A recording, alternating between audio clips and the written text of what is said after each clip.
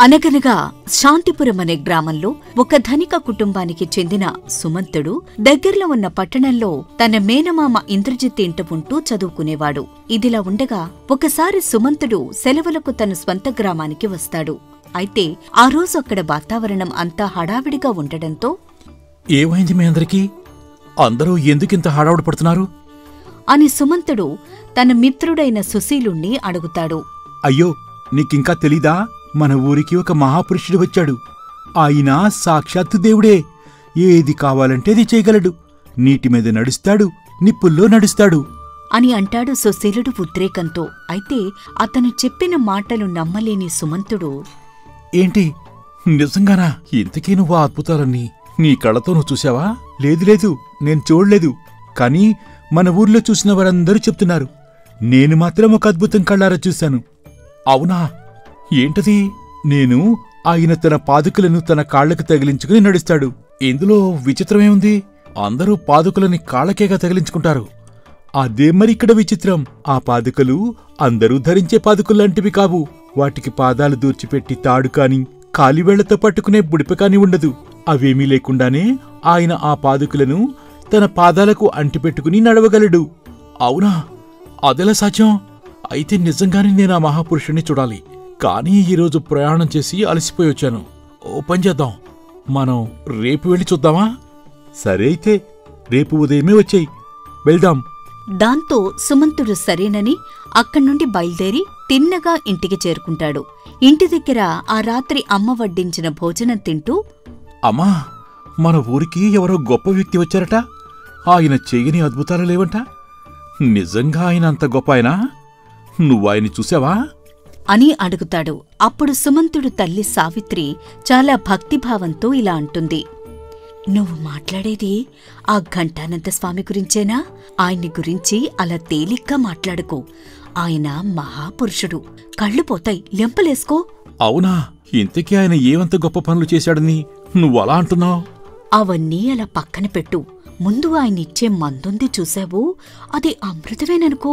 ఆ స్వామి మంత్రించి తీర్థమిస్తే ఎంతటి జ్వరమైనా ఇట్టే పోతుందనుకో. మొన్న మన శంకరుడి కూతురికి జబ్బు చేస్తే ఆ స్వామీజీ ఇచ్చిన మంత్రతీర్థంతో తెల్లారేసరికల్లా అది పూర్తిగా నయమైపోయింది. ఇంతకు మించి ఏం కావాలి ఆయన మహిమలు గలవారని చెప్పడానికి? అది సరే అమ్మా. ఆయన తన పాదుకలను ఎటువంటి ఆధారం లేకుండా తన కాలికి తగిలించుకుని నడుస్తారట. నువ్వు చూసావా? నేనేమిటి, ఆ అద్భుతం ఆ రోజు మన గ్రామంలోనందరూ చూశారు. కొంతమంది ఆయన నీళ్ల మీద నడవటం, నిప్పుల్లో నడవటం కూడా చూశారట. నువ్వు రేపు వెళ్ళి వారికి దండం పెట్టుకుని ఆయన ఆశీర్వాదం తీసుకున్రా. ఇక సుమంతుడు ఆ రాత్రికి అవే ఆలోచనలతో గడిపి మరుసటి రోజు ఉదయమే తన మిత్రులందర్నీ కలుపుకుని సరదాగా ఆ గ్రామం చివర మర్రి చెట్టు కింద ఉన్న పాడుపడిన ఇంటికేసి వెళతాడు.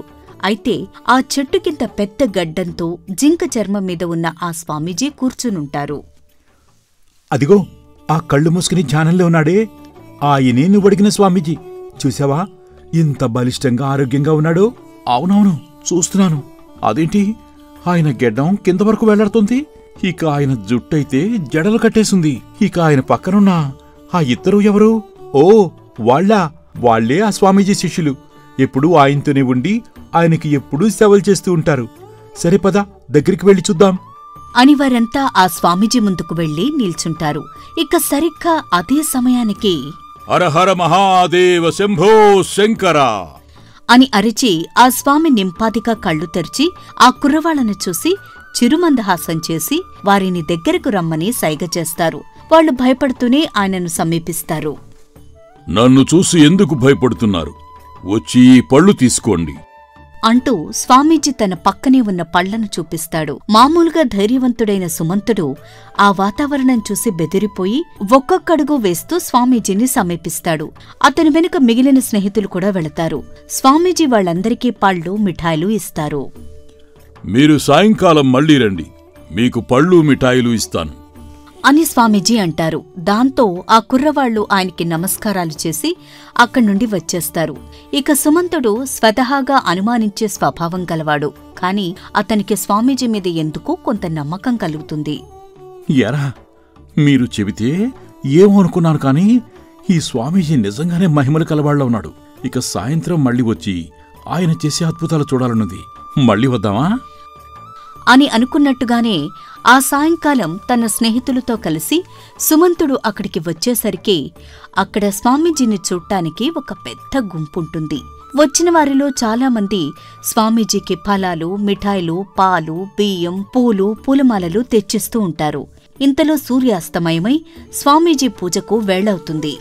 హరహర మహాదేవ శంభో శంకర అని స్వామీజీ అని లేచి నిలబడేసరికి ఆయన అనుచరులిద్దరూ దగ్గరకు వస్తారు. నేను కాళ్ళు చేతులు కడుక్కోవాలి, ప్రక్షాళనకు గంగాజలం ఎక్కడా అని ఆయన తన అనుచరులను అడుగుతారు. ఇదిగో గంగాజలం సిద్ధంగా ఉంది స్వామి, మీరు కాళ్ళు చేతులు కడుక్కోవచ్చు అని అంటాడు వారిలో ఒక అనుచరుడు. దాంతో స్వామీజీ ఒక పీట మీద కూర్చుని అనుచరుడు కుండతో నీరు పోస్తూ ఉంటే కాళ్ళు చేతులు కడుక్కుంటాడు. రెండో అనుచరుడు పట్టీలేని 2 పాదుకలు తెచ్చి ఆయన ముందు పెడతాడు. చూడు చూడు, ఇప్పుడు ఆ స్వామీజీ ఎటువంటి పట్టులేని ఆ పాదుకలను ధరించి మహాద్భుతం చూపిస్తారు. నేను అది ఆసక్తిగా చూస్తున్నాను అని వారందరూ చూస్తూ ఉండగా ఆ స్వామీజీ ఆ పాదుకల మీద తన పాదాలుంచి 1 నిమిషం పాటు కళ్ళు మూసుకుని ఏదో మంత్రం చదివి 4 అడుగులు వేసి తిరిగి తన యథాస్థానానికి నడిచి వెళతారు. ఇంతలో ఘంటానంద స్వామీజీకి జై అని జనం అరుస్తూ ఉంటారు. ఇది చూసి సుమంతుడికి దిమ్మ తిరిగిపోతుంది. అద్భుతం, మహాద్భుతం! ఏదో అతీత శక్తి లేకుండా ఇలాంటి పని చేయటం ఎవరితరం కాదు.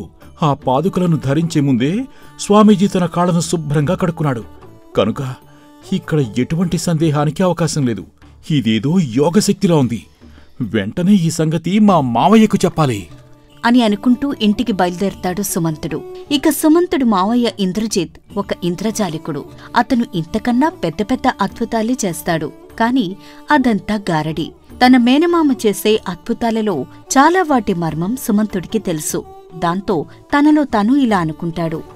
మా మావయ్య చేసే ఇంద్రజాల విద్యల మర్మం నాకు తెలుసు గాని ఇలా పాదుకలను కాళ్లకు తగిలించుకుని నడవటం నేనెప్పుడు చూడలేదు. అయినా అసలు మా మావయ్య ఇలాంటి అద్భుతం చేయగలడో లేదు నేను వెంటనే తెలుసుకోవాలి.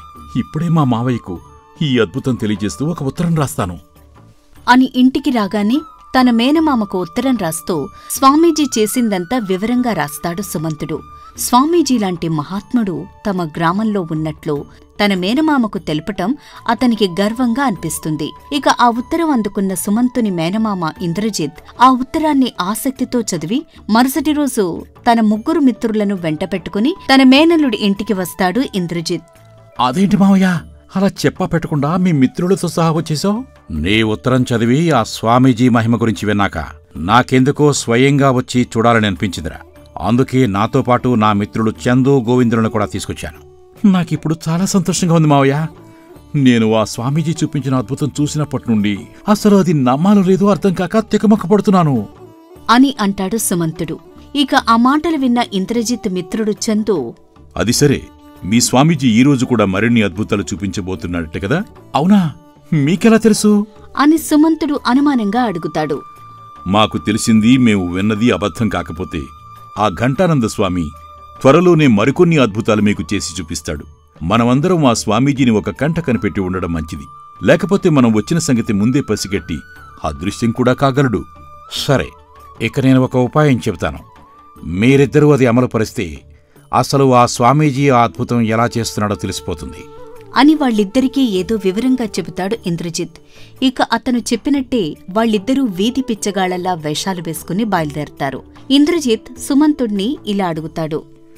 ఈరోజు స్వామీజీ ప్రార్థన ఎప్పుడు మొదలు పెడతాడు? వేళ కావచ్చింది మావయ్య. ఆయన పాదుకలతో నడవడం చూడదలిస్తే మనం వెంటనే బయలుదేరి వెళ్ళాలి. కావాలంటే నేను మిమ్మల్ని అక్కడికి తీసుకెళ్తాను అంటాడు సుమంతుడు. అలా అందరూ కలిసి బయలుదేరతారు. వాళ్ల మర్రి చెట్టు ప్రాంతాన్ని చేరాక అక్కడ కూర్చుని ఉన్న స్వామీజీని చూసిన వెంటనే ఇంద్రజిత్ తన జేబులో నుంచి ఒక చిన్న ఫోటో పైకి తీసి దానికేసి ఘంటానంద స్వామికేసి కొంతసేపు చూసి, ఇతనే అతను, నేను అనుకున్నది అక్షరాలా నిజం అని అనుకుంటాడు. ఇంతలో మారువేషాలు వేసుకున్నవారు అప్పటికే అక్కడికి చేరి జనంలో కలిసిపోయి స్వామీజీకి అతని అనుచరులకు చెరుక దిక్కుగాను నిలబడి ఉంటారు. స్వామీజీ కాళ్ళు చేతులు కడుక్కుని పట్టులేని పాదుకలు ధరించి నడవడం ప్రారంభిస్తాడు. దాంతో సుమంతుడు తన మేనమామను పట్టుకుని, మావయ్య, చూడు చూడు, అద్భుతం అద్భుతం, ఎంత బాగా నడుస్తున్నాడు ఆయన. నువ్వు సరిగ్గా చూడు, ఇది అద్భుతం కాదు. ఏదో బంకతో అంటించినట్టు ఆ పాదుకలు కాళ్లకంటుకున్నాయి. అవును, ఇది పాత విద్యే. ఆ పాదుకలకు వార్నిష్ బదులు తుమ్మబంక పోస్తారు. చూడు, ఆ పాదుకలు వార్నిష్ వేసినట్టున్నాయి.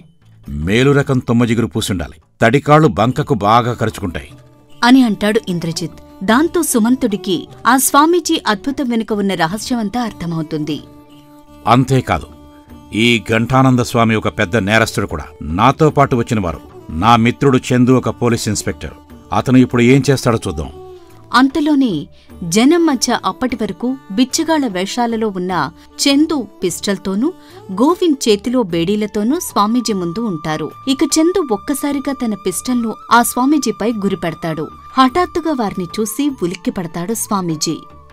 ఇక నీ వేషాలు వాపు రంగారావు. నీ అసలు నిజం తెలిసిపోయింది. ఇంతకాలం మానుండి ఈ ఊరిలో మారువేషంలో ఉండి తప్పించుకున్నావు. ఇక నీ ఆటలు సాగవు. వెంటనే లొంగిపోవు అని కేక పెడతాడు. దాంతో జనం దూరంగా కదిలి ఆ ప్రదేశాన్ని చుట్టుముట్టి వింత చూస్తూ ఉంటారు. ఇంతలో చందు ఆ స్వామీజీ గడ్డం పట్టుకుని గుంజుతాడు. అది అతని చేతిలోకి ఊడివస్తుంది. స్వామీజీ అవతారమే మారిపోతుంది.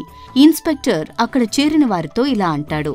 మిత్రులారా, మీరిప్పుడు మరింత గొప్ప అద్భుతం చూశారు. ఈ స్వామీజీ అవతారం మారిపోయింది. ఇతని అసలు సంగతి తెలుసుకోండి. ఇతను రంగారావు అనే పేరు మోసిన బందిపోటు దొంగ. ఇతను కొద్ది కాలం కిందట తన 2 అనుచరులతో సహా జైలు నుంచి తప్పించుకుని పారిపోయాడు. వాళ్లు కూడా ఇతని వెంటే ఉన్నారు. ఇన్నాళ్లు మాయలు గారడీలు చేస్తూ ఈ రంగారావు మిమ్మల్ని మోసం చేస్తూ వచ్చాడు. అది విని అక్కడి ప్రజలంతా విస్తుపోతారు. ఇక అంతలో రంగారావు తన గుడ్డ సంచిలో చేయి దూర్చబోతాడు. ఇన్స్పెక్టర్ అది గమనించి, రంగారావు, నీ పిస్తోలు తీయటానికి ప్రయత్నించావో నీ తల పేలిపోతుంది. ఇక దొంగ వేషాలు మాని ఒక మంచి వ్యక్తిలా నీ చేతులు చాచి ఆ బేడీలు వేయించుకో అంటూ రంగారావు చేతులకు బేడీలు వేస్తారు. దాంతో ఘంటానంద స్వామి వస్తువులన్నీ తనిఖీ చేయగా చేతి తుపాకీలు, తూటాలు లాంటి నిషిద్ధ వస్తువులు దొరుకుతాయి. జ్వరము, బేధులు, రక్త విరోచనాలు మొదలైన రోగాలకు ఔషధాలు గల సీసాలు కూడా ఆ సంచిలో దొరుకుతాయి. అవి చూసిన సుమంతుడు, అంటే ఇంతకాలం ఈ స్వామీజీ రోగాలు నయం చేసింది వీటితోనన్నమాట. ఈ మందులు నీటిలో కలిపి మంత్రజలమనిచ్చాడు. ఇవన్నీ చూసి ఈ ప్రజలంతా ఇదంతా అతని మహిమ అనుకున్నారు. అవును, మీ ఊరి వారందరూ ఇతను చేసినవన్నీ చూసి ఈ దొంగను మహాత్ముడని గుడ్డిగా నమ్మారు. కాబట్టి ఇతను మీ అందరినీ మోసం చేశాడు. ఇతడు కేవలం గారడీ మాత్రమే చేశాడు. ఇందులో ఎటువంటి అద్భుతం లేదు. ఇకనైనా ఇలాంటి గారడీలకు మీరెవ్వరూ మోసపోకండి అని చెప్పడంతో ఇక ఆ దొంగ స్వామిని, అతని శిష్యులను చందు, గోవిందు అక్కడ్నుండి తీసుకుపోతారు. ఏమిటి మేనలుడా, ఈ అద్భుతం వెనుక రహస్యం నీకు తెలిసిపోయిందిగా. ఇక మనం పట్టణానికి వెళదామా? అక్కడ ఇక్కడికి మించిన మోసగాళ్ళుంటారు. మరి మన నమ్మకమే వారి పెట్టుబడి. జాగ్రత్త సుమా అని అనడంతో సుమంతుడు నవ్వుకుంటూ తన మేనమామతో కలిసి తిరిగి చదువుకోవడానికి పట్నం వెళ్ళిపోతాడు. ఈ కథ కనుక మీకు నచ్చినట్లయితే లైక్ చేయండి, షేర్ చేయండి. మరిన్ని కొత్త కథల కోసం సూపర్ స్టోరీస్ తెలుగు ఛానల్ని సబ్స్క్రైబ్ చేయండి.